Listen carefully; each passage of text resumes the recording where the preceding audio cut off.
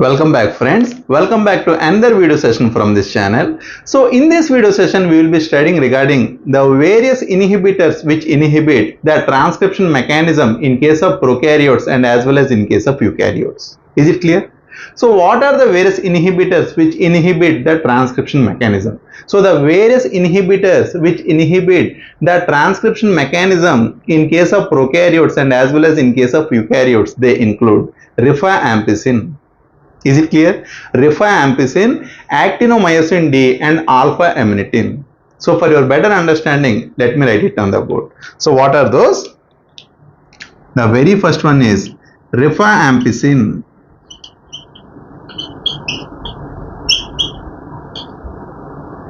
Is it clear? Rifampicin, actinomyosin D.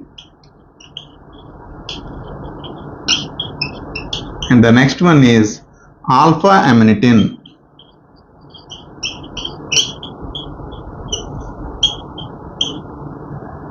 Is it clear?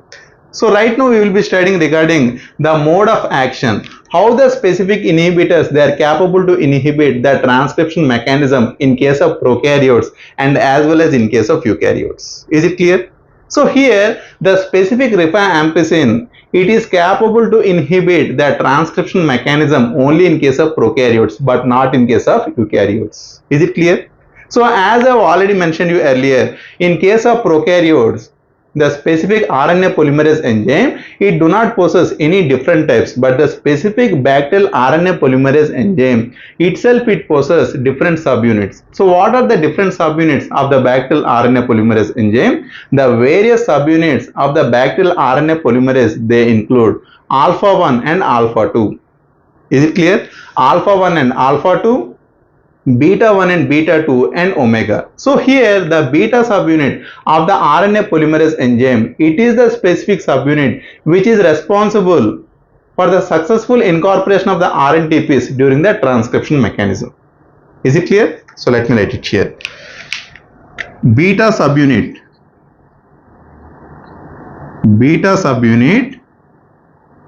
of the RNA polymerase enzyme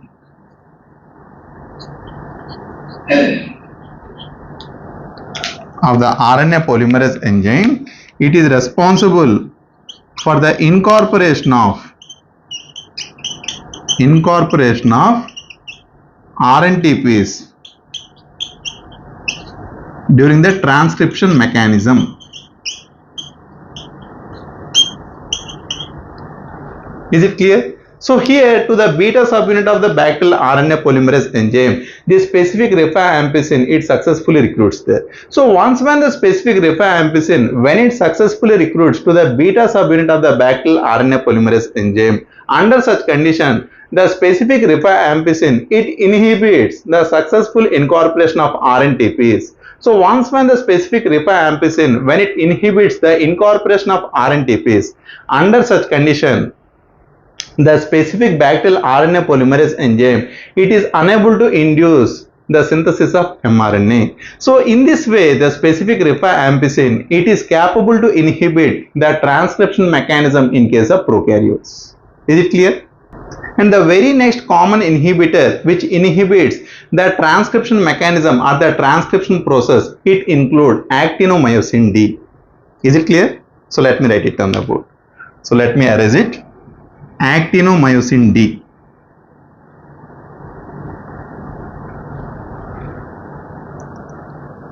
So here actinomyosin D,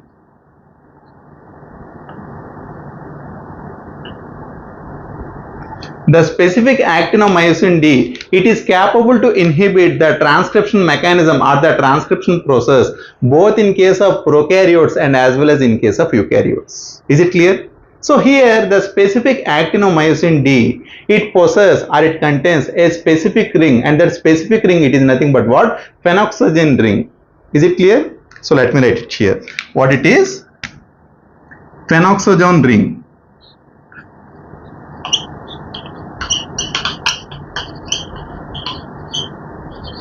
So here the specific phenoxygen ring, it is an intercalating agent.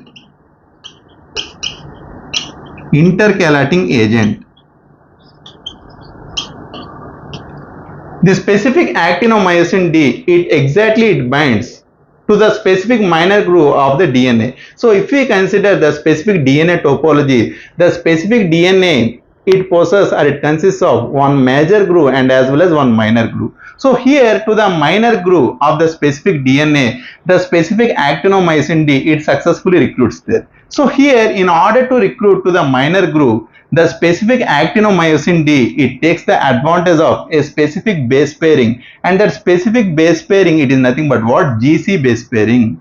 So exactly at the specific GC base pairing, the actinomyosin D, it successfully recruits there, and the specific GC base pairing, it is a part of the minor groove of the DNA. Is it clear? So once when the specific phenoxygen ring, which is a part of the actinomyosin D, when it successfully recruits to the GC base pairing, which is a part of the minor groove, the specific phenoxygen ring, which is a part of the actinomyosin D, it is an intercalating agent. That means it is capable to induce insertions and as well as deletions. Is it clear? So let me write it here. It is capable to induce insertions and as well as deletions. So what is the meaning of insertions and deletions? That means let us assume in case of the template DNA, there is an availability of a specific nucleotide which is nothing but G. So here the complementarity of G, it should remain as C in case of the mRNA. But here in the presence of actinomyosin D, one more other misincorporated nucleotide, it successfully recruits there. A or G or U. Is it clear? Instead of the successful recruitment of cytosine nucleotide, any other misincorporated nucleotide, it successfully recruits there in the presence of actinomyosin D. In addition to the misincorporated nucleotide, very adjacent to the misincorporated nucleotide, any other extra nucleotides, they successfully recruit there, because the specific intercalating agent, it is capable to induce insertions and as well as deletions. So the reason why instead of the successful recruitment of a common nucleotide, one misincorporated nucleotide and as well as some extra nucleotides, they successfully recruit there. So once when the misincorporated nucleotide and as well as some extra nucleotides, when they successfully recruit there, under such condition, the specific RNA polymerase enzyme, it is unable to proceed forward. So once when the specific RNA polymerase enzyme, in case of prokaryotes and as well as in case of eukaryotes, when it is unable to proceed forward, under such condition, the transcription mechanism or the transcription process, it halts there. So in this way, the specific actinomyosin D, which possesses the specific phenoxygen ring, which is an intercalating agent, it is capable to inhibit the transcription mechanism or the transcription process in case of prokaryotes and as well as in case of eukaryotes. Is it clear? And the very next inhibitor or the very common inhibitor which inhibits the transcription mechanism in case of eukaryotes, it is nothing but what? Alpha amanitin. Is it clear? So let me write it on the. So here the next common inhibitor which inhibits the transcription mechanism or the transcription process, it is nothing but what? Alpha amanitin. So here the specific alpha amanitin, it is derived from poisonous mushrooms. Is it clear? So let me write it here. It is derived from poisonous mushrooms.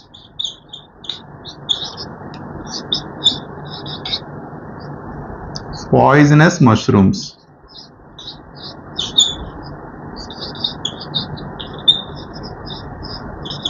And here the specific alpha amanitin, it successfully inhibits the transcription mechanism or the transcription process, most commonly in case of eukaryotes. Is it clear? So here the specific alpha amanitin, which is derived from the poisonous mushroom, it is very sensitive to the specific RNA polymerase enzyme, which most commonly synthesizes the mRNA. And the specific RNA polymerase enzyme, it is nothing but what? RNA polymerase 2. Is it clear? The specific alpha amanitin, which is an octapeptide and which is derived from the poisonous mushroom, it is very sensitive to the RNA polymerase 2. So let me write it here. Very sensitive